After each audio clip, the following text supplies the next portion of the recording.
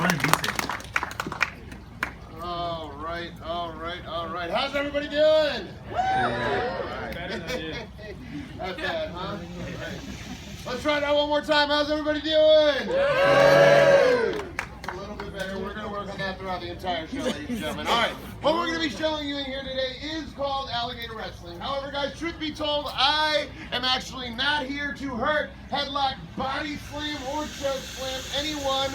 I hear you back here, big guy. Of the three animals that you see inside of this pit. What this actually was an old hunting technique that was developed by and perfected by Seminole and Miccosukee people.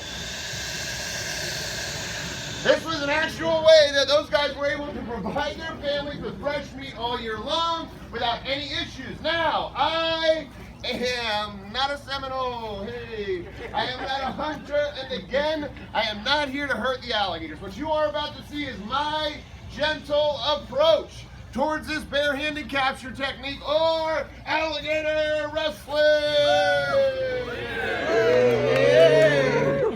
As we all better know it today. So, having said all of that, are you guys ready for an awesome show? Yeah! Oh boy. Ladies and gentlemen, you guys are going to have to do a lot better than that if you want to get a good shot. I mean, let me help you guys out. Does anybody here know how much an alligator wrestler, how you guys doing? In the state of Florida gets paid today? Nothing. Absolutely nothing. And the reason, guys, is very simple. Places like this cannot legally pay somebody like myself because workers' compensation. They know where I'm coming from. The insurance companies have a real hard time covering the guy that is willingly sticking his appendages inside the mouth of a live predator.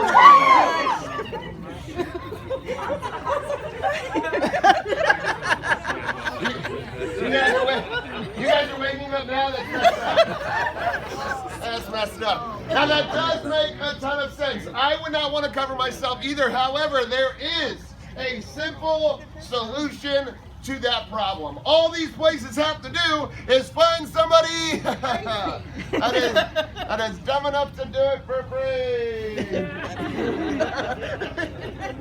I'll be here all week. Thank you very much. That's what I'm talking about. I hope so. Me too.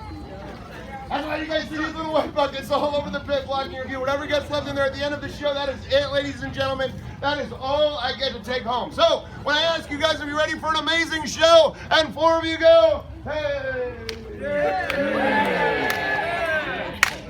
That does not motivate me to do a good show. I'll tell you what motivates me. Everybody's enthusiasm letting me know that I'm doing a good job inside the pit. Let's try it one more time. You ready for a show?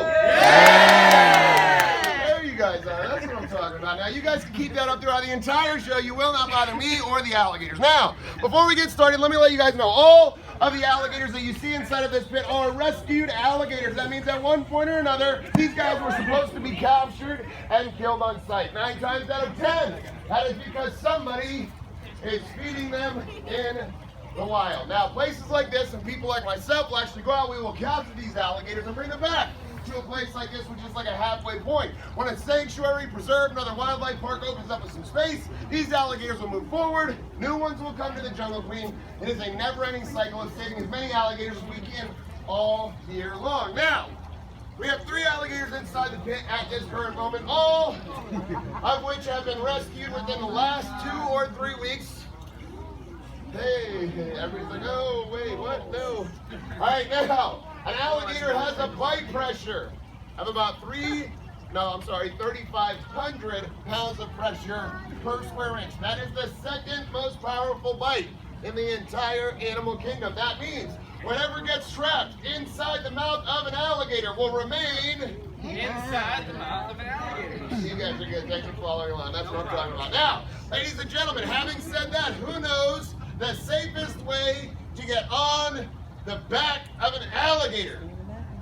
There's no safe way. You don't do it. There is no safe way to get on the back of any alligator at any point in time. But what I'm going to do, you know, big guy, is I want to get to a point where I can cover these eyes. Why? Because what the alligator cannot see, the alligator cannot bite. Good luck. About 95% of the time. So, we're going to get on the back of this guy. I want to do that nice and easy on me, but I also want to be nice and easy on the alligator. Now, we're going to do this very simply by having the alligator not pay attention to me, and while he's not paying attention to me, I am going to get right to the back of my safe spot here, which is right behind the neck. Look at this.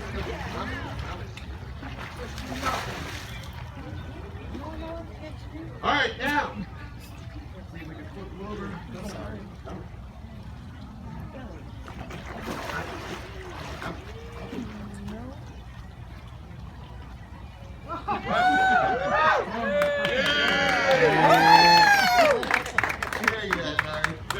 Don't worry about me, just a weird guy in here catching alligators. No big deal. All right, now, we're only halfway there. I want to cover these eyes, and then with my free hand, I have to get these jaws shut. That means I got to go right around the jaws, hopefully not losing any toes, fingers, or appendages. We're going to lift his head right above the water. I'm sure as soon as we do that, the show will begin.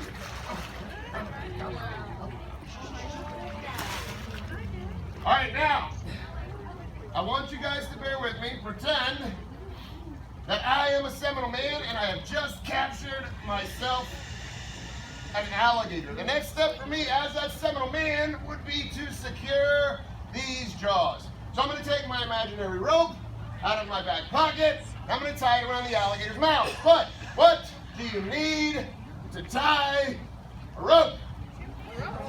Two hands. Two hands. You gotta have two hands to tie a rope.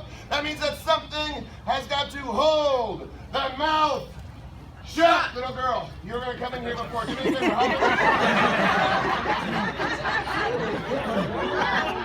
She decided to She's split. She's all for it before.